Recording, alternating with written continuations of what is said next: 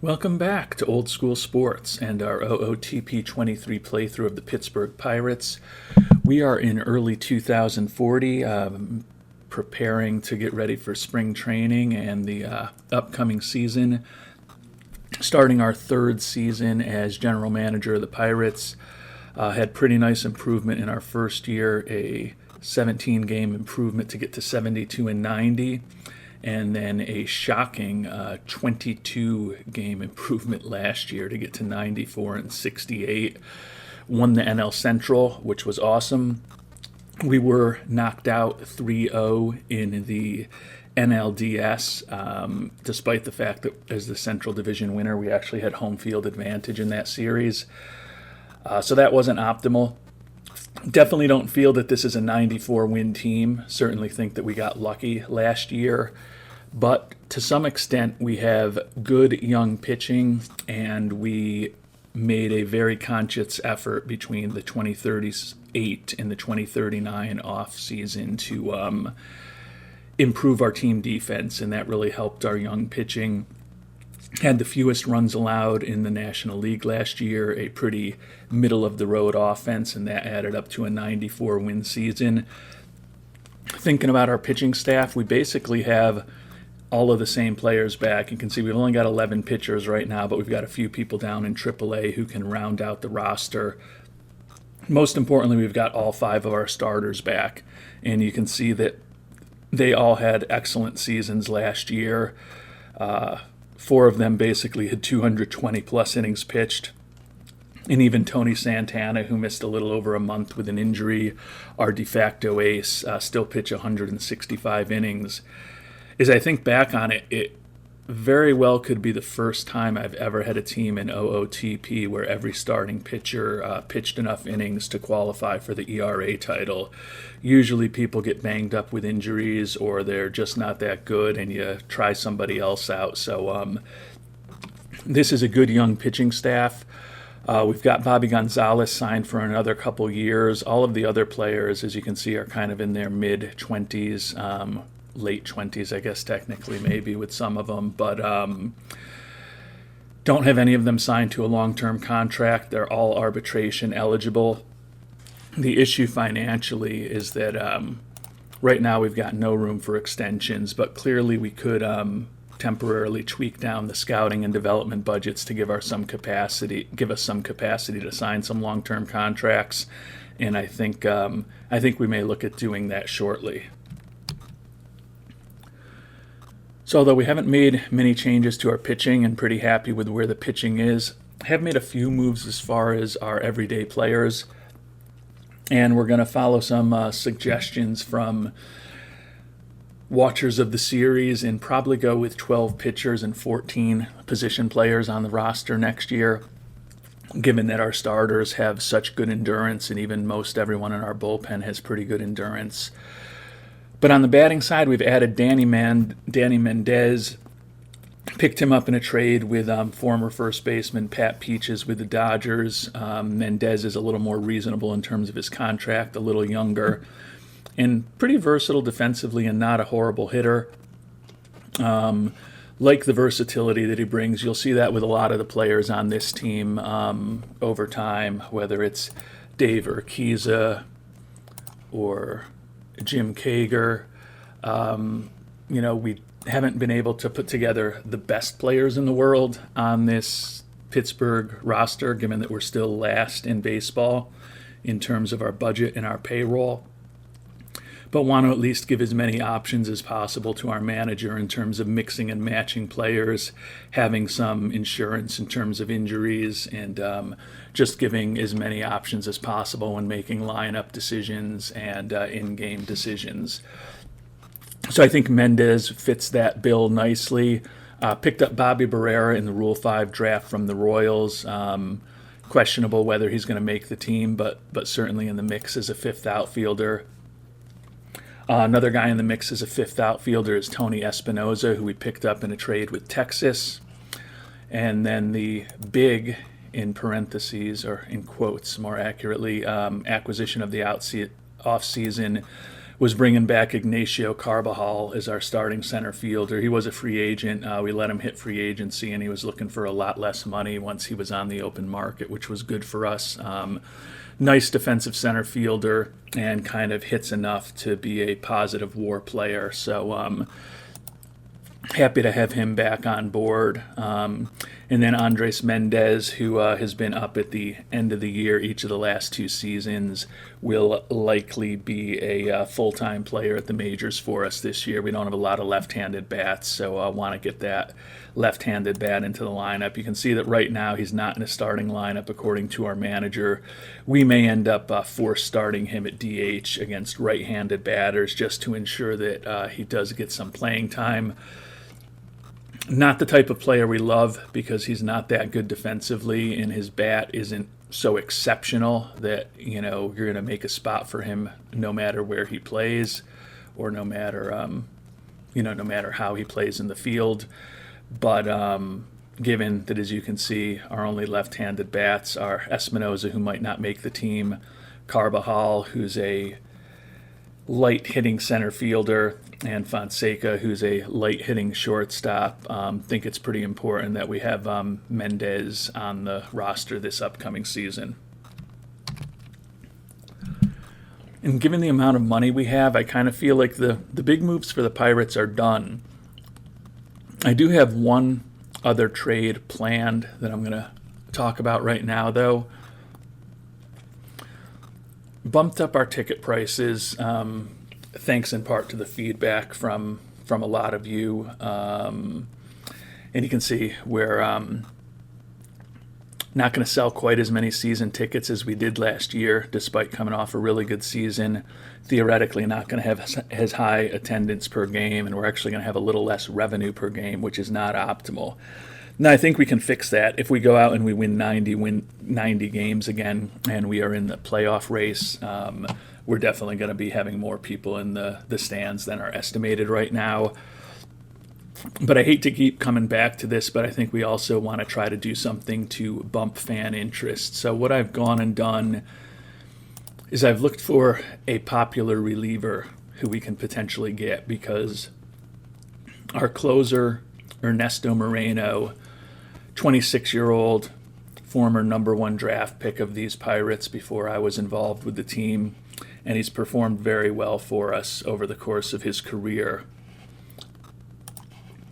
But his salary arbitration number next year is expected to be $9 million for a team with a $60 million payroll, paying a closer 15% of our payroll seems like a luxury we probably can't afford.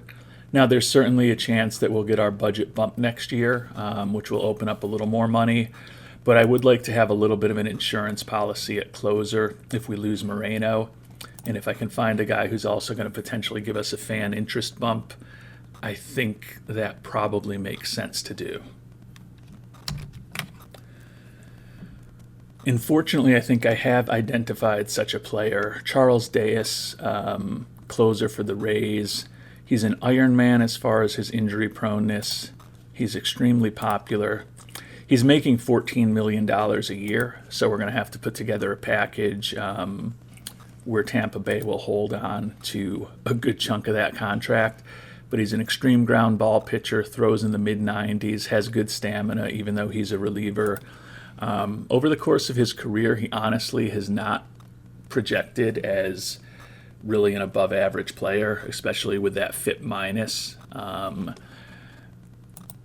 I think he can still be a pretty effective closer for us with the good defense that we're going to have behind him, like the fact that he's an Iron Man. So we are going to put together a deal to try to bring Diaz on board as a potential insurance policy in the event we have to move on from Moreno, and also to hopefully help us sell a few more tickets. I know it's a little hokey to always be talking about the fan interest, but if you don't get the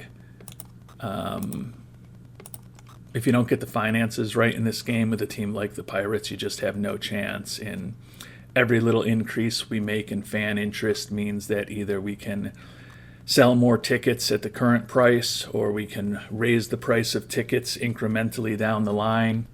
And both of those things, all else being equal, are going to help us generate more revenue per game, which will ultimately result in a higher budget and more player payroll, assuming that we continue making money for ownership. So I think a trade to bring on Deus probably makes sense.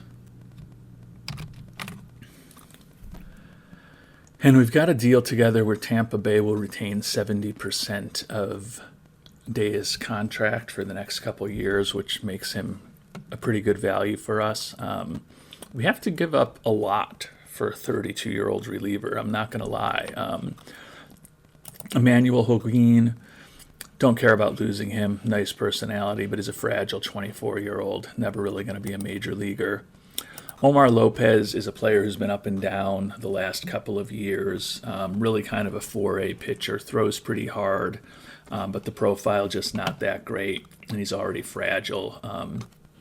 Would prefer to have him because he could certainly end up back on the major league roster this year if we have injuries, but fine including him. Rob Perez is a 32-year-old minor league outfielder with a nice personality. No problem throwing him in. The other two guys are going to hurt a little bit more.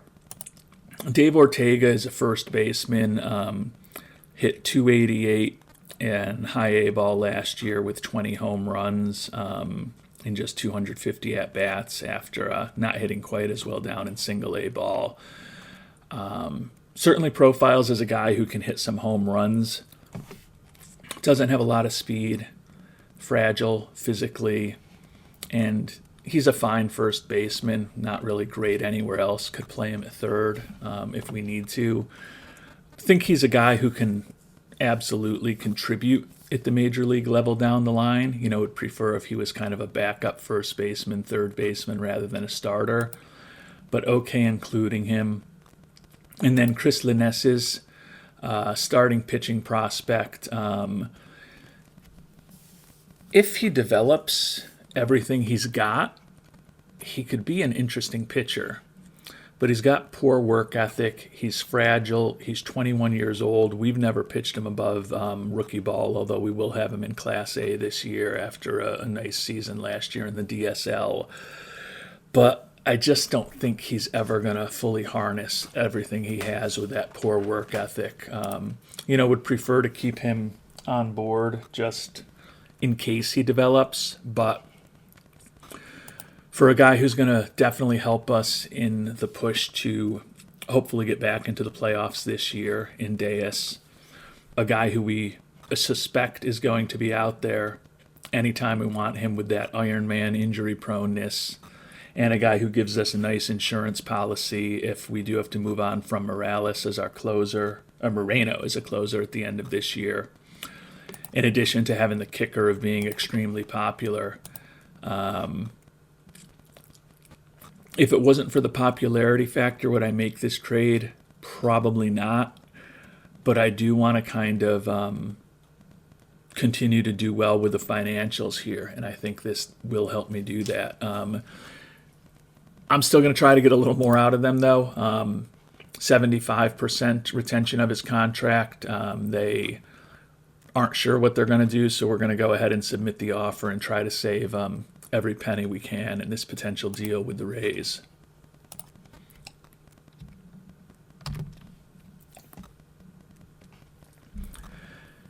And I mentioned, that I'm still thinking about long-term contracts for some of these pitchers. Clearly, Tony Santana is the best of the crew. I don't dispute that at all. But he's looking for close to $22 million a year. I just don't think there's any way for the Pirates to make that work. So we're going to try to keep him as far as we can into his arbitration years and then trade him either in a year that we fall out of it and aren't in contention near the trade deadline, or potentially trade him at the end of the season if his arbitration number is going to be high, or potentially we let him play all the way through arbitration and then just pick up the compensatory draft pick. There's lots of options we can go with him, particularly given that he is a fan favorite and popular locally. Would love to sign him for those reasons too, but the money just doesn't work. But the second best pitcher on our team, Ricky Gotti, really like his profile. He hasn't been great yet. You can see he's been a below average pitcher over the course of his career, at least in terms of ERA plus and FIP minus. But last year, with the good defense behind him, really put it all together. 14-12 record, 3.49 ERA, 245 strikeouts, and a 5.3 WAR on the season. And his demands is about $15 million a year over 9 years. I don't want to give him 9 years, and I don't want to give him close to $15 million, but I think it's at least worth having a discussion with him, because would certainly love to lock in a pitcher like that for the next 5 or 6 years, and feel that between Gotti and then Bobby Gonzalez, who we do have, for the next 3 to 4 seasons, depending on how the team and player options play out, at least ensures that we've got 2 major league starters on the team for the medium term. And then we'll figure out what we have to do with Estrada, Rosales, and Santana as their arbitration numbers start getting higher. And don't forget that we do have Luis Molina, who still coming back from that shoulder inflammation. Only 4 days away at this point, which is good. But he should be up on the major league team at some point in this upcoming season. And he is a guy that we think we're going to be able to eventually plug into the rotation as some of those other pitchers we start probably having to move on from. So in order to at least be able to make a long-term offer, I'm going to pull our development budget way down. You can see that does open up some money for extensions for us for next season.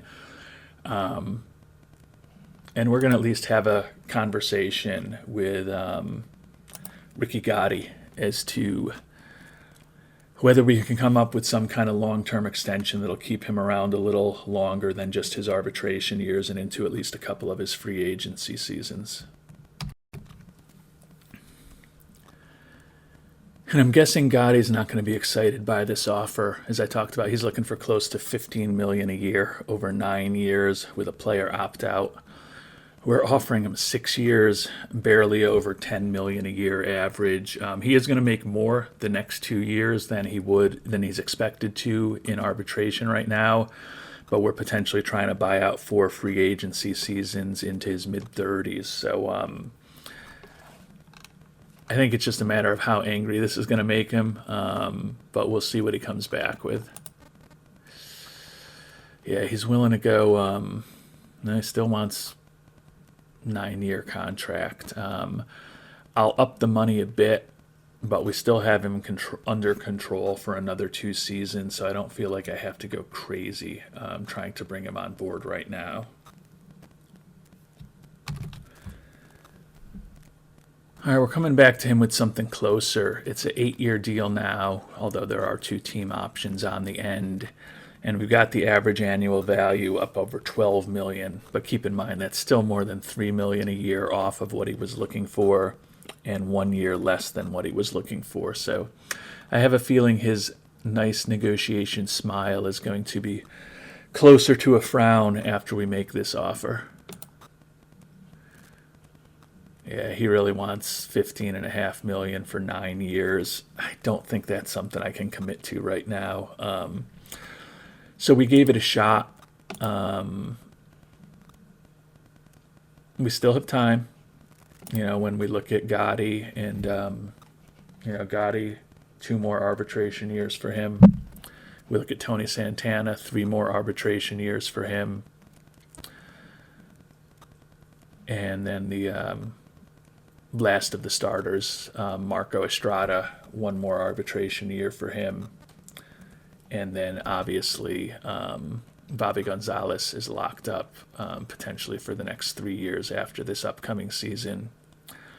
And then, last but not least, Heriberto Rosales still has arbitration eligibility next year. So we can come back with all 5 of these starters again next season for another run at it, even if we don't do anything right now.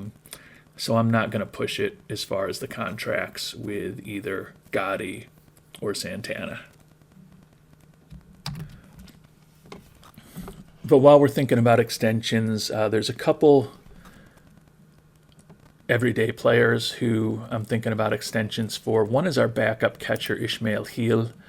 He's making $2.1 million this year. Excellent defensively and hits enough to certainly have a major league job. Just turned 29 years old. As I mentioned, we got him at $2.1 million this year. And he's willing to sign for about the same amount for another 3 years. Now, I don't want to give him quite that much, but if we can get an excellent defensive backup catcher who, given how good he is at defense, could start for us if things get sideways and we have to start him. If we can kind of get him signed for less than $2 million a year for a few years, I think that's a good option because he's only going to be in his early 30s through this contract. So from my perspective, it's a relatively low-risk contract if we can put something together that works. So he's looking for a little raise to $2.12 million for 3 years. We're offering him $1.8 million a year for 4 years, with the final season being a team option. At least see what he thinks of it. He's willing to think about it. So that could be a decent contract, I think, for the Pirates to get the excellent defensive catcher locked up for the next few seasons, and then at least only one catcher spot that we really need to worry about. Would obviously prefer that we have Heel as the backup, but if he has to start for us, given the at least not horrible hitting and the really good defense, it's not the worst thing in the world. And the other move we're thinking about doing is another defensive move with Ignacio Carbajal, who was our starting center fielder last year after we picked him up in a trade with Washington. And then we re-signed him this offseason to a much more reasonable deal than what he was looking for when he was still on our roster. But he's very good defensively. He's got some speed. He's durable, so he's out there every day. He's a left-handed bat, even though he's not a great hitter. But what he's looking for is not a huge contract at this point. Also a player who's going to be in his early 30s for the length of this contract if we do sign him, similar to what we did with Heel, or what we're trying to do with Heel. But if we can lock him up, I'll feel like that's another big step in ensuring that we keep a really good defense behind this pitching staff that's really the cornerstone of our team. Clearly what happens with our starting shortstop, Tony Fonseca, in the future is going to be a big issue. We're only responsible for $5.5 million of his contract this year, but unfortunately he's got a team option at $10.5 million for next year, which is probably going to be too expensive for us. So we're going to have a huge defensive hole to fill at shortstop. But at least with getting Heel signed and potentially Carbajal signed, catcher and center field, I'll feel that we're pretty solid defensively for the next few years with hopefully reasonable amounts. He's looking for $4 million a year. Would like to get him for less than that, so we'll see what we can come up with. So Carbajal, as I talked about, looking for $4 million a year over 3 years. We're offering him an average of $3.4 million over 4 years with a team option in the 4th season at a bigger salary figure that we probably will not look to exercise. I would think by then, if you remember, we've picked center fielder number 4 overall last season and a center fielder number 1 overall the year before. They were both in rookie ball this past season, and probably neither is as good defensively as Carbajal, but they both potentially have much bigger bats, so you would hope that 2 or 3 years from now, one or both of them will be knocking on the door of being major leaguers. But I think if we can get Carbajal signed to this contract, that gives us a nice bridge to those players, as I said, with really good defense that hopefully will be out there helping our pitching staff every day. So I think the contract might be a little light for him to consider it, but we'll see what he thinks. And he's willing to think about it. So I think that's positive. Obviously couldn't do anything with the pitchers, but between Heel and Carbajal, maybe we get a couple of more role players who are really good defensively signed for the next couple years. So we'll see what happens with those guys, and we'll see what happens with the trade offer that we made to the Rays. And unfortunately, the Rays have said that there's no way they're going to do this deal. They said definitely maybe, but they need a little bit more, but not sure that there's someone who's going to make it work for them. So probably not going to get them to retain the full 75% of the contract, but hopefully we can put that deal back together and see if we can get them to retain 70%. Yeah, now they're not even going for 70% with that crew. Ooh, yeah, they're way down to 60% with this crew. So we're definitely going to have to restructure this deal a bit if we want to get it done. And it looked like the deal with the Rays, they were looking for, I don't want to be taking on 40% of that contract, so I'm just going to let things sit with them for a week or two and then re-engage. Ishmael Heel is signed, so that's good. I think, again, he was making $2.1 million this year. Now we've got him at 1.8 for each of the next 4 seasons if we want. Given his good defense, I think that's a good contract for the Pirates. And we've now got Carbajal signed as well, so I think that that's a nice bridge contract for us for a good defensive player. Left-handed bat, durable, with some speed. In a perfect world, I'd love it if he was a 4th or 5th outfielder, but I'm playing the Pittsburgh Pirates right now with the lowest budget and the lowest payroll in the major leagues. So having him locked up for $3.2 million with an option for that 4th season, I think is another good, respectable contract for the Pirates. And again, I think a nice bridge to hopefully the time down the line when either Henry Gonzalez, who we picked number 1 overall in 2038, is ready to play. And again, he's not a great defensive center fielder, but he's the number 24 prospect in baseball. Didn't hit much last year in rookie ball, but he still is only 20 years old. You can see we have moved him up to Class A ball for this coming season, but hopefully he will be ready. Or Alex Racho, number 34 prospect in baseball, who we picked 4th overall last year. A little more range, a little better arm, not quite as good in terms of his error ratings, but he did hit really well. 321 batting average in 28 games in rookie ball. So he is also going to be in Class A this year. So those guys are coming. While we're looking at the minor league system, you can see we have slipped down to 5th. I think part of that is because we brought a couple players up to the majors over the last 2 years who were, really highly regarded prospects, including obviously Isaiah Hill, who just became the 3rd player in Major League history to win Rookie of the Year and MVP in the same season for us last season. So clearly having him off of the prospect list doesn't help. But we've got talent on the way. Obviously Mendez, we already talked about. Hopefully he will be ready to help us this year. But I do think that in the grand scheme of things, that contract to Carbajal is hopefully going to be a nice bridge to some of the younger players.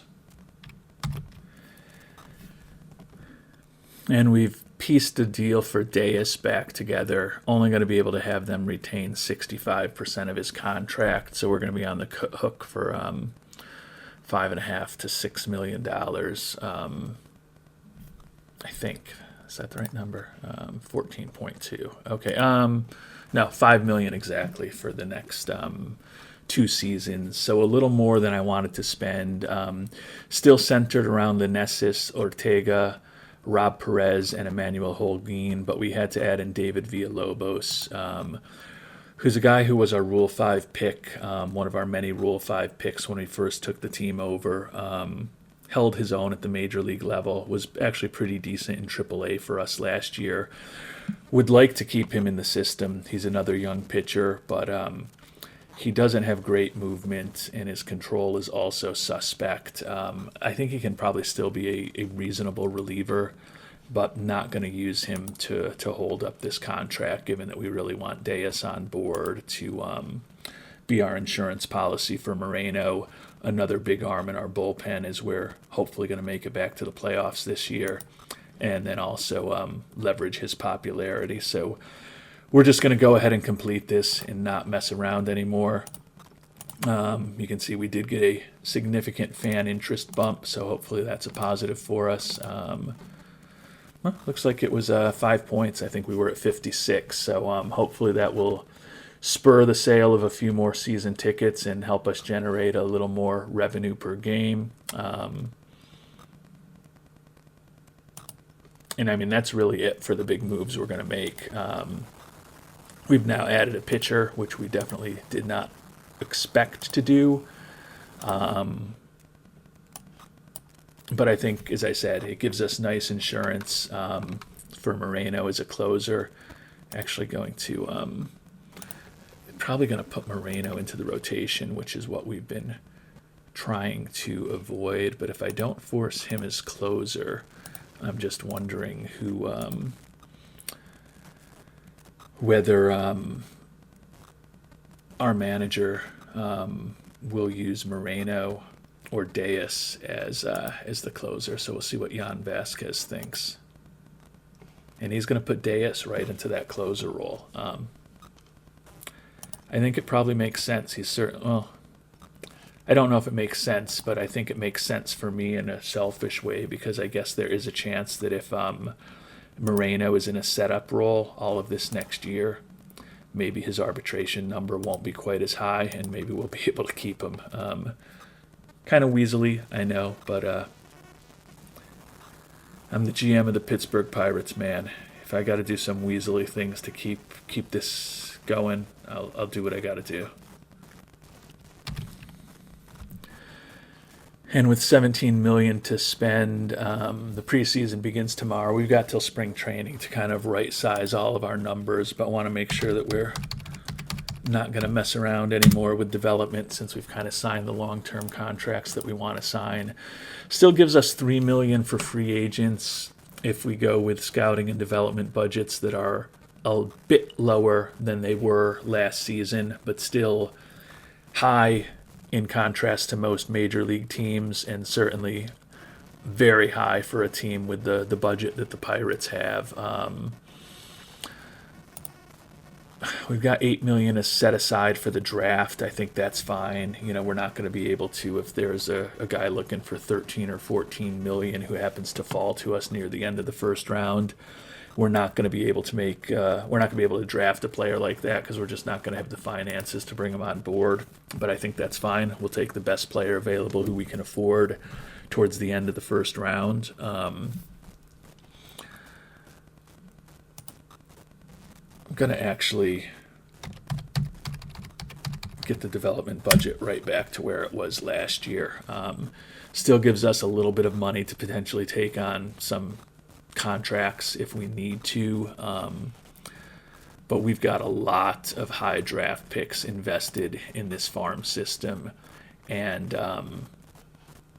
I also added a lot of really good coaches this past off season. Had let some minor league coaches who were just kind of meh play out the last couple years of their contracts, but I really like the coaching staff that we've started to build here, and there are some examples where we brought on guys into the lower levels of the minors this past off season who are making a lot more money than a typical rookie league coach would make. One example of that is our hitting coach down with one of our FCL teams, Khalik May.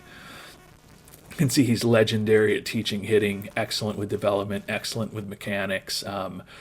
Just an awesome coach for us to have with kind of our entry-level rookie ball players, but you can see that we had to give him $150,000 to bring him on board, whereas a lot of times with these lower level teams, you know, you can get guys signed 35, 40, 45, 50 million, $50,000 a year. So we made a few other big investments like that. Another one was our pitching coach in Class A ball, Scott McGregor, outstanding at teaching pitching, excellent with development, good with mechanics. He was a guy that we knew who had been with the Kansas City organization that we had we basically poached from them because he was down in rookie ball. So being able to move up to Class A ball was a promotion for him, so we were able to sign him away from Kansas City. But you can see we gave him $125,000 a year. So we've invested a lot into making sure that we've got, whenever possible, really good personnel coaching our young prospects, given that we've been picking at the top of the draft each of the last 2 seasons, and we've got a lot of nice young prospects in the system. And because of that, want to ensure that we're also doing everything we can in terms of our investment to ensure that they're developing as effectively and rapidly as possible. And we've made it to the start of spring training, so haven't made a ton of changes to the roster from last year, but you can see we're locked in with the same development budget and the scouting budget that we had to decline a little bit. With the number of players we're going to have in camp, it looks like we don't have any money for free agents, but I do think that once we kind of make our final cuts, we'll hopefully have a little money available if we want to take on some contracts when all is said and done. Looks like our revenue per game is projected to be a little higher, and we have gotten the attendance up a little higher. Certainly the addition of Deus, who boosted our fan interest, probably helped a little bit with that. And now it's really a matter of just staying healthy during spring training, hopefully getting a good look at all of the different players that could end up making our 26-man roster, and then hopefully going out and being in the playoff hunt again. I think with our pitching and our defense, we should be in the mix.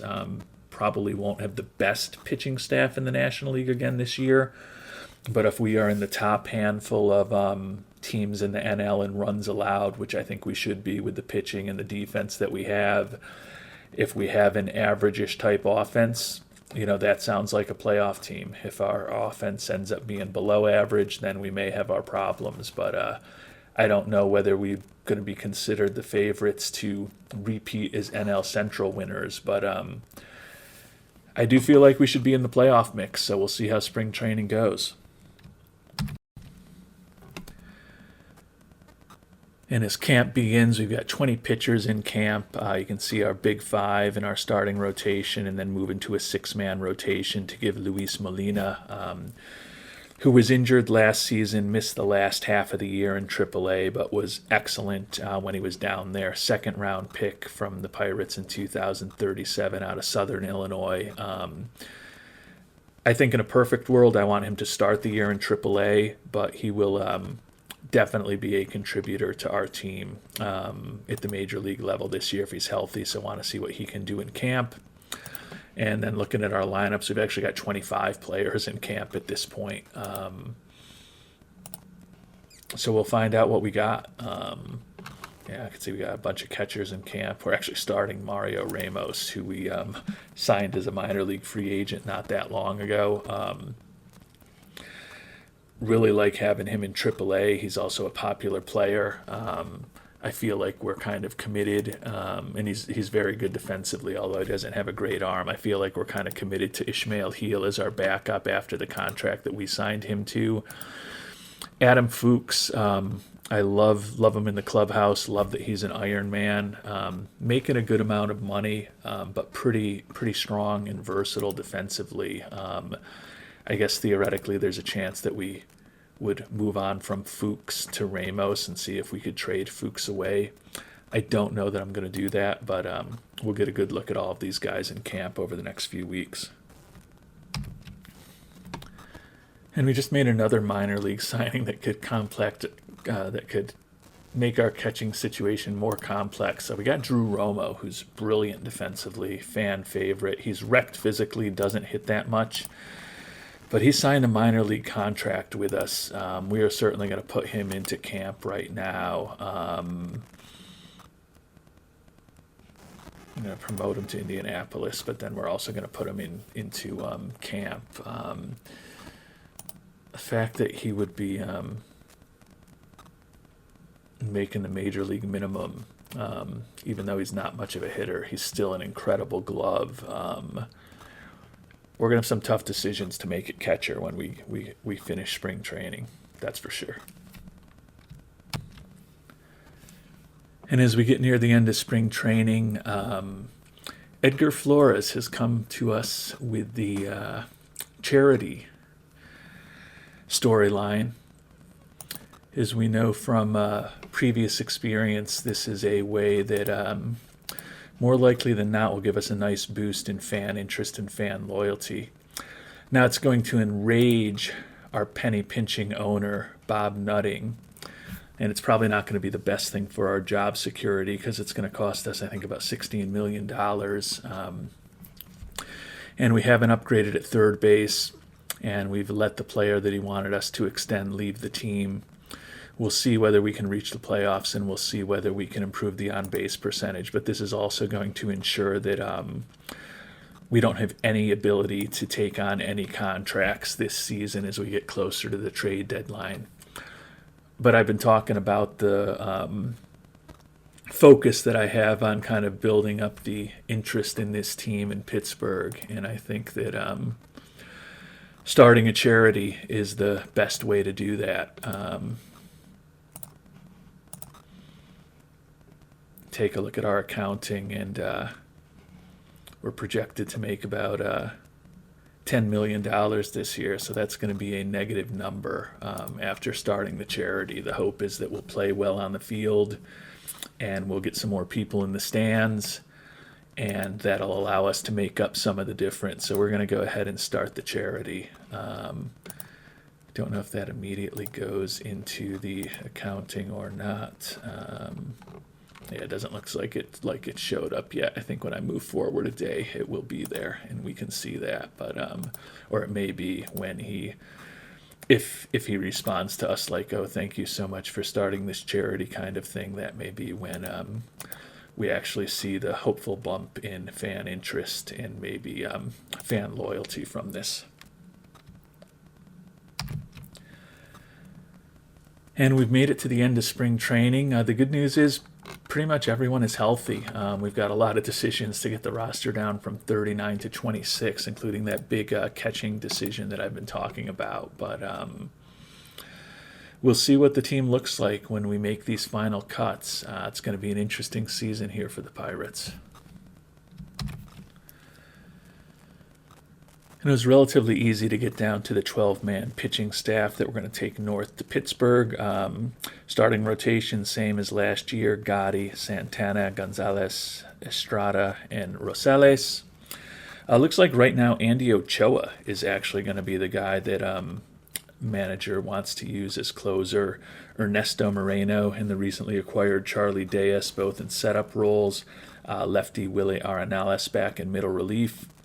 Edgar Flores and Tony Owens in long relief, and Omar Gaona as our left-handed specialist. So very similar names to the previous pitching staffs we've had here in Pittsburgh, with the exception of Charles Diaz, who we picked up in that trade with the Rays. And the first big decision we're going to face is what to do with catching. Manager wants us to start Drew Romo, who we picked up as a minor league free agent signing. And given that he's a fan favorite, the work ethic, the excellent defense, I mean, he only hit 186 in the majors last year, but he's obviously got a track record that's one of the best of any catcher in the majors today, I'm sure. We could try to trade away Fuchs, but I like the fact that Fuchs is an Iron Man, and I think he's overall a bit better player than Ishmael Heel. So it is kind of crazy that just months after we signed Heel to an extension to be our backup for the next few years. We may try to send him down to AAA, but he does have 3 option years left. So as long as he doesn't refuse the assignment, I think that's what we're going to try to do. Not optimal, but both Fuchs and Romo are in the final years of their contract. Obviously, it's a 1-year deal with Romo. He's wrecked physically. He's 38 years old. I'd say it's extremely unlikely that he'll be back with us next year. And Fuchs' arbitration number is close to $9 million next year, so it's very unlikely that he's going to be back either, which is part of the reason why we wanted to sign Heel. So despite that extension, Heel's going to begin the year in AAA for us, but I think this gives us the best roster for now at the major league level. But even with the decision at catcher made, we've got some interesting decisions to make in our outfield and also actually in our infield as we try to get these 17 position players down to 14. So we will let you know the final decisions on that at the start of our next episode when we kick off the 2040 season with these Pittsburgh Pirates. Until then, thanks so much for watching and hope you have a great day.